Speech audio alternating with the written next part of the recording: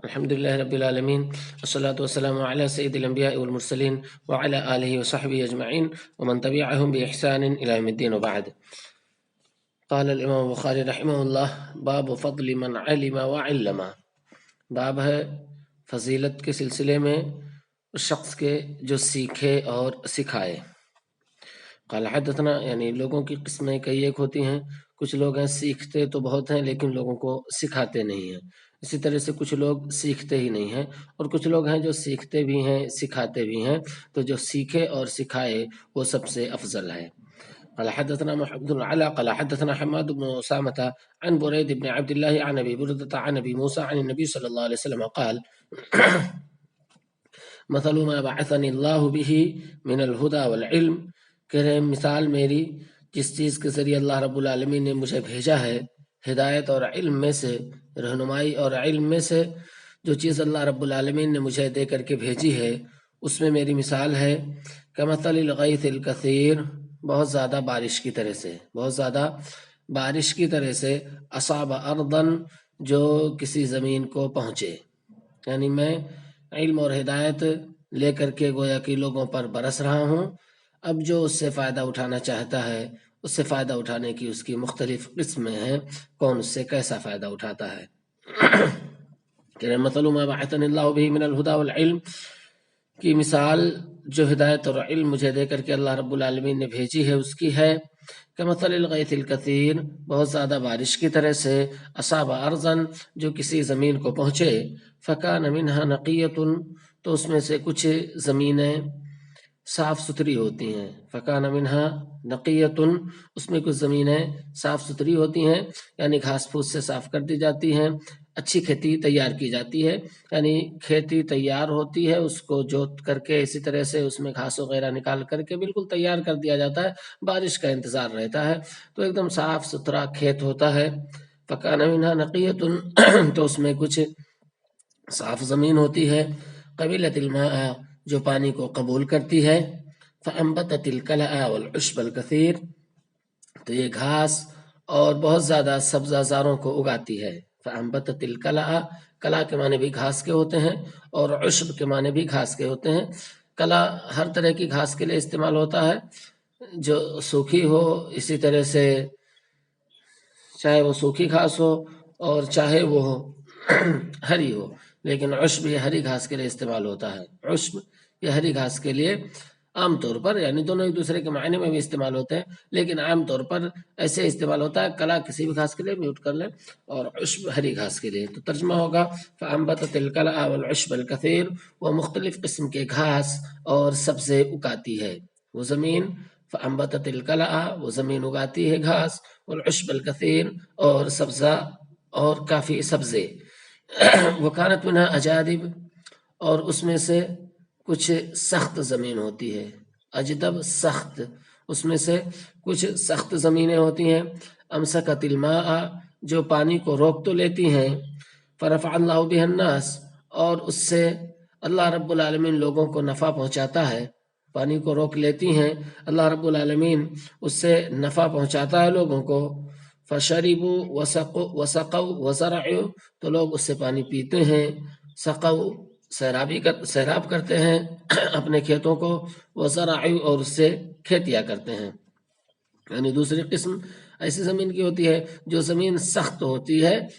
اور اس میں پانی جذب نہیں ہوتا ہے، اس میں پانی جذب نہیں ہوتا ہے، پانی وہ جمع کر لیتی ہے، پانی کو اپنے اندر جذب کر کے اس میں کوئی چیز اگانے کی صلاحیت نہیں ہوتی ہے، بلکہ وہ صرف پانی کو اکٹھا کر لیتی ہے اور اس کے بعد اس سے دوسرے لوگ فائدہ اٹھاتے ہیں.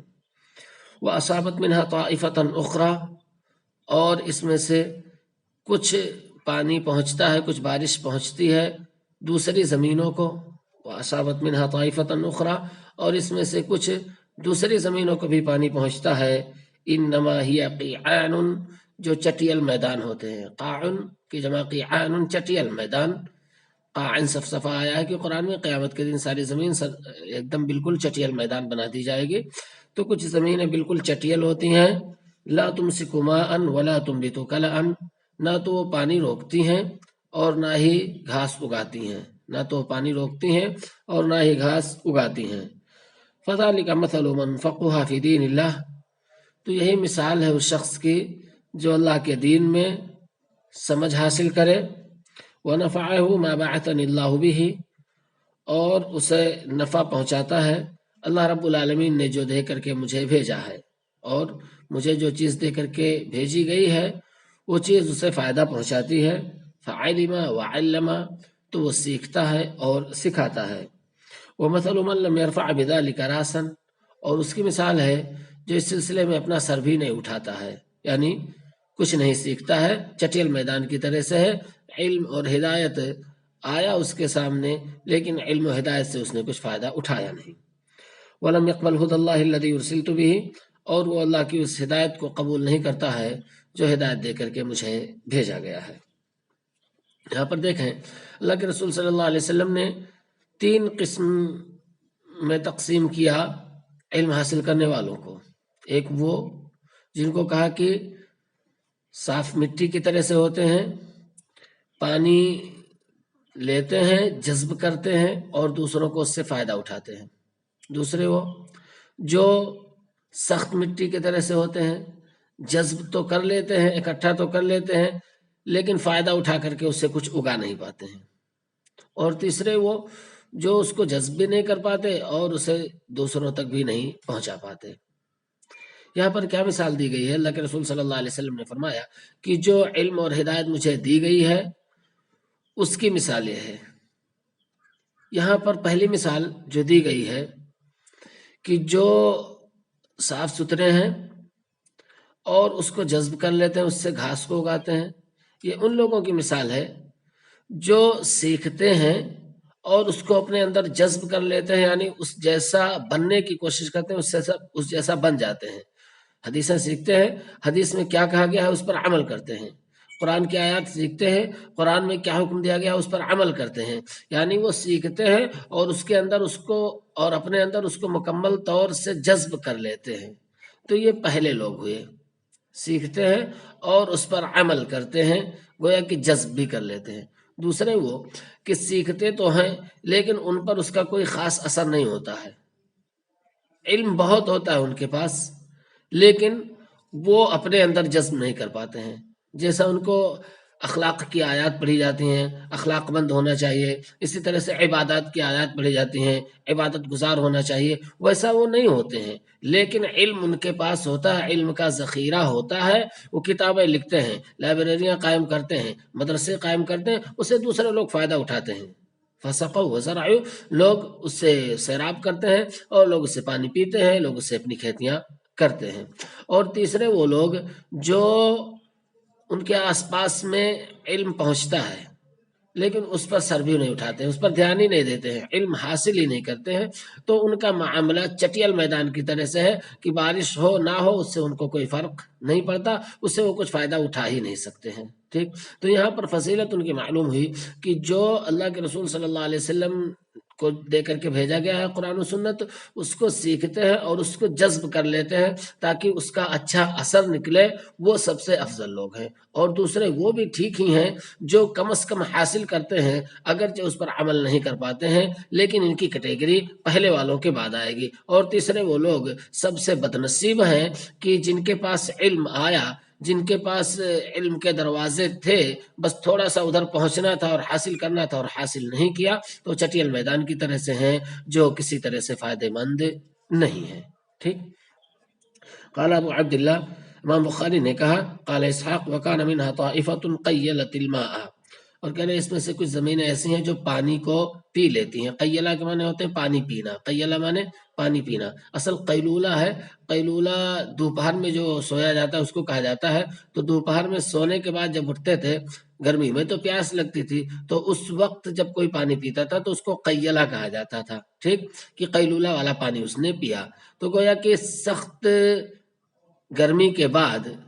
جب زمین میں بارش ہوتی ہے تو اس میں یہ پانی کو پی لیتی ہیں، یہ زمینیں پانی کو پیتی ہیں۔ قاعن، یہ قیعان آیا ہے، انما قاعن، قیعان یہ چٹیل میدان ہے، تو کہہ رہے ہیں کہ یہ قاعن کی جمع ہے، قاعن مانے چٹیل میدان، یعلوہ الماء، پانی اس کے اوپر اوپر سے بہ جائے، یعلوہ الماء کہ پانی اس کے اوپر اوپر ہی سے بہ جائے۔ والصفصف، قرآن میں آیا ہے قاعن صفصفا، تو صفصف کا کیا معنی ہے؟ المستوی من الارض، برابر زمین، برابر زمین، برابر اور چٹیل زمین کی اس کے اوپر سے پانی بہ جائے، پانی وہاں پر جذب ہی نہ ہو، پانی وہاں پر جذب ہی نہ ہو، پانی بہ جائے. ٹھیک، چلے آگے حدیث ہے باب رفع العلم وظہور الجہل. باب ہے علم کا اٹھایا جانا اور جہالت کا پھیل جانا، علم کا اٹھایا جانا اور جہالت کا پھیل جانا. وقال ربیعہ لا ينبغي لأحد عنده شيء من العلم، مناسب نہیں کسی شخص کے لیے جس کے پاس علم کی کوئی چیز ہو، ان یضیع نفسہ،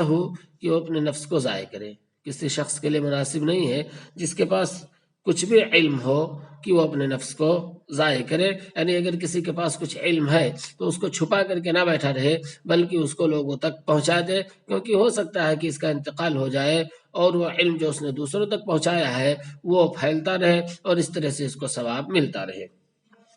قال حدثنا عمران بن ميسرة قال حدثنا عبد الوارث عن ابي التياح عن انس رضي الله عنه قال قال رسول الله صلى الله عليه وسلم ان من اشراط الساعة، اللہ کے رسول صلی اللہ علیہ وسلم نے فرمایا قیامت کی نشانیوں میں سے ہے ان يرفع العلم، کہ علم کو اٹھا لیا جائے گا، علم کو اٹھا لیا جائے گا. اور آگے روایت آئے گی کیسے علم کو اٹھا لیا جائے گا.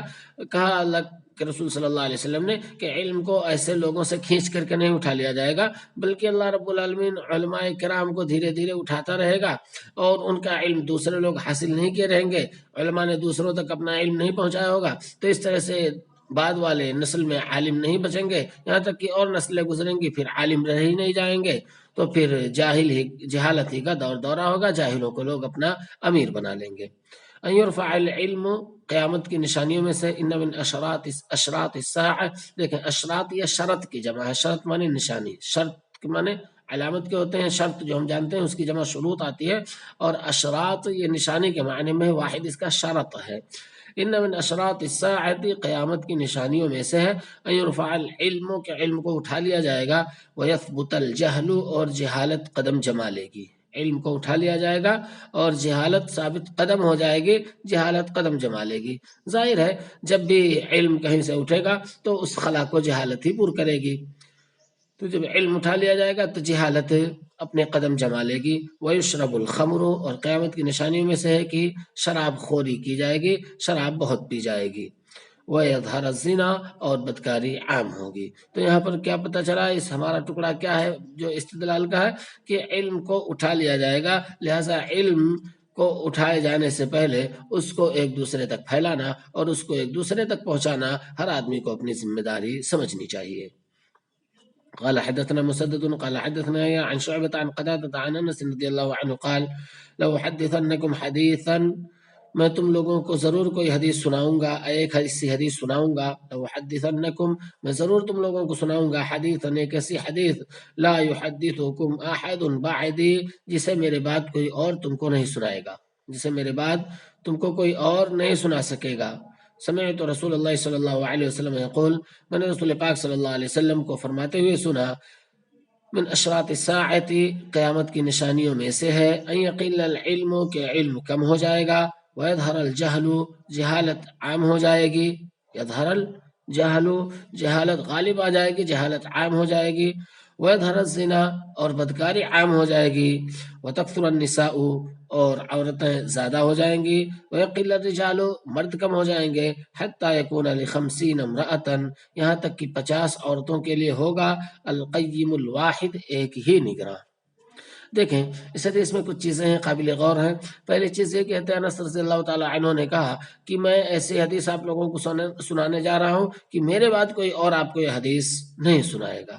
اس کا کیا مطلب ہے؟ اس کا مطلب یہ ہے کہ انس رضی اللہ تعالی عنہ نے بصرہ والوں کو جب خطاب کیا تو کہا کہ میں ایک ایسی حدیث سنانے جا رہا ہوں آپ کو کہ رسول پاک صلی اللہ علیہ وسلم کی زبانی جن لوگوں نے سنا تھا اب یہاں پر کوئی اور موجود نہیں رہا ہے. رسول پاک صلی اللہ علیہ وسلم کی زبانی جن لوگوں نے سنا تھا ان میں سے یہاں پر کوئی اور موجود نہیں رہا ہے، لہٰذا میں آخری شخص ہوں جو آپ کو یہ بات سنا سکتا ہوں جس نے رسول پاک صلی اللہ علیہ وسلم سے حدیث سنی ہے، یعنی بصرہ میں میرے علاوہ کوئی اور صحابی نہیں بچا ہے جس نے اس حدیث کو رسول پاک صلی اللہ علیہ وسلم سے سنی ہو، لہٰذا اس حدیث کو اہمیت کے ساتھ سنو، کیونکہ میں آخری شخص بچا ہوں جس نے رسول پاک صلی اللہ علیہ وسلم کی زبانی اس حدیث کو سنا تھا اور انہوں نے یہ حدیث سنائی۔ اس میں اور کچھ چیزیں ہیں قابل غور، اس میں ایک چیز یہ ہے کہ علم کم ہو جائے گا، تو یہ واضح ہے کہ علم کم ہو جائے گا، یعنی لوگ علم کو چھپانے لگیں گے یا علم کے پھیلانے میں کوتاہی کریں گے، تو اس طرح سے علماء اٹھتے جائیں گے اور ایسی صورت میں پھر علم ختم کم ہوگا تو جہالت کا دورہ ہوگا۔ ٹھیک، تو علم کم کیوں ہوگا کہ علم کو پھیلایا کم جائے گا، اسی طرح سے اس کے حاصل کرنے والوں کی تعداد بھی گھٹتی جائے گی، تو علم نہیں گھٹے گا بلکہ علم حاصل کرنے والے لوگوں کی تعداد گھٹنے کی وجہ سے علم کا دورہ کم ہو جائے گا۔ وَيَظْهَرَ الْجَهْلُ، اور جہالت عام ہو جائے گی۔ ظاہر ہے جب علم گھٹے گا تو اس خلا کو جہالت ہی پر کرے گی اور جہالت وہاں پر عام ہوتی چلی جائے گی۔ علم ہی ہے کہ جہالت کا دورہ ہوتا ہے اور علم آتا ہے تو اس خلا میں اپنی جگہ بناتا چلا جاتا ہے، لیکن جب علم سمٹتا جائے گا تو اسی صورت میں جہالت پھر پھیلتی چلی جائے گی۔ وَيَظْهَرَ الزِّنَا، اور بدکاری عام ہو جائے گی۔ ظاہر ہے جب احکام اللہ رب العالمین کے نہیں معلوم ہوں گے اور علم والے لوگ نہیں رہیں گے جو صحیح غلط بتا سکیں تو اسی صورت میں دوسری برائیاں بھی جنم لیں گی، جس میں سے بدکاری سب سے بدترین برائی جنم لے گی۔ وَتَكْثُرُ النِّسَاءُ، اسی طرح سے قیامت کی نشانیوں میں سے اللہ کے رسول صلی اللہ علیہ وسلم نے فرمایا کہ عورتیں زیادہ ہو جائیں گی، عورتیں زیادہ ہو جائیں گی، وَيَقِلُّ الرِّجَالُ، اور مرد کم ہو جائیں گے۔ کیوں ایسا ہوگا؟ عورتیں زیادہ ہو جائیں گے اور مرد کم ہو جائیں گے، اشارہ ہے فتنوں کی طرف، اشارہ ہے فتنوں کی طرف کہ فتنے بہت زیادہ ہوں گے، لڑائیاں بہت زیادہ ہوں گی، جنگیں بہت زیادہ ہوں گی، اور اس میں مرد بہت زیادہ مارے جائیں گے، اس میں مرد بہت زیادہ مارے جائیں گے۔ اگلے ٹکڑے سے واضح ہے کہ پھر 50 عورتوں کا ایک ہی نگراں ہوگا۔ ابھی دیکھیں عام طور پہ کہ ایک مرد کم از کم 4-5 عورتوں کا نگراں ہوا کرتا ہے، یعنی وہ اپنی ماں کا، اپنی بیوی کا، اپنی ایک آدھ بہن کا، اور بسا اوقات اور دوسرے بھتیجی بھانجی ہو جاتی ہیں، یتیم وغیرہ ہوتی ہیں تو ان کا نگراں ہوتا ہے۔ تو عام طور پر 4-5 لوگوں کا نگراں تو ایک مرد ہوا کرتا ہے، لیکن یہاں پر یہ نہیں ہے کہ شوہر ہوگا۔ بہت سے لوگ غلطی یہ کرتے ہیں کہ ایک ہی مرد کی زوجیت میں 50 عورتیں ہوں گی، نعوذ باللہ، ایسا نہیں ہے۔ القیم الواحد، ایک مرد نگراں ہوگا تقریباً 50 عورتوں کا۔ تو آپ دیکھیں کہ ایک مرد تقریباً 5-6 عورتوں کا بھی سے نگراں ہوتا ہے، تو جب دوسرا کوئی شخص ہے، مثال کے طور پر اس کا سالہ ہے، اور فتنے ہوں گے، جنگیں ہوں گی، تو جانیں بہت زیادہ ضائع ہوں گی، بڑی تعداد میں ضائع ہوں گی، تو اس گھر کا کوئی شخص جو ایک نگراں تھا وہ مارا گیا تو گویا کہ وہ بھی بوجھ اس کے اوپر پڑے گا۔ اسی طرح سے کوئی اور رشتہ دار تھا وہ مارا گیا تو اس کا بوجھ بھی اس کے اوپر پڑ جائے گا۔ تو اس طرح سے فتنوں کا دور ایسا ہوگا، فساد کا دور اتنا ہوگا کہ مرد کی تعداد ہی گھٹ جائے گی، بے شمار مرد مارے جائیں گے اور عورتیں زیادہ ہو جائیں گی، مردوں کے اوپر ذمہ داریاں بڑھ جائیں گی، ایک ہی مرد 50 عورتوں کا ذمہ دار ہوگا۔ تو یہاں پر گویا کہ اشارہ کیا گیا ہے کہ قیامت کی نشانیوں میں سے ایک فتنے فساد کا ہونا بھی ہے، اور علم وغیرہ کے ساتھ اس کو جوڑ کر کے اس بات کی طرف بھی اشارہ کیا گیا ہے کہ علم جب گھٹتا ہے تو لڑائیاں بڑھتی ہیں، علم گھٹتا ہے تو لڑائیاں بڑھتی ہیں، علم بڑھتا ہے تو اسی صورت میں لڑائیاں کم ہو جاتی ہیں، جدال کم ہو جاتا ہے، کیونکہ لوگ سمجھ بوجھ والے ہو جاتے ہیں، علم سے سوجھ بوجھ آتی ہے، اور سوجھ بوجھ کی وجہ سے کافی حد تک لڑائیاں شروع ہی میں ختم ہو جاتی ہیں، وہ مار پیٹ تک پہنچتی ہی نہیں ہیں۔ ٹھیک، تو علم کی بڑی فضیلت ہے، علم کی وجہ سے امن و سکون بھی آتا ہے، اور علم کی وجہ سے لوگوں کی ذمہ داریاں بھی ہلکی رہتی ہیں۔ علم گھٹے گا تو اسی صورت میں لوگوں کی ذمہ داریاں بھی بڑھیں گی، لڑائیاں ہوں گی، لوگ مارے جائیں گے، یہاں تک کہ ایک ایک شخص پر 50 عورتوں کی ذمہ داری ہوگی۔ ٹھیک، آج یہیں تک، باقی انشاءاللہ بعد میں کچھ سوال کرنا ہے تو کر سکتے ہیں۔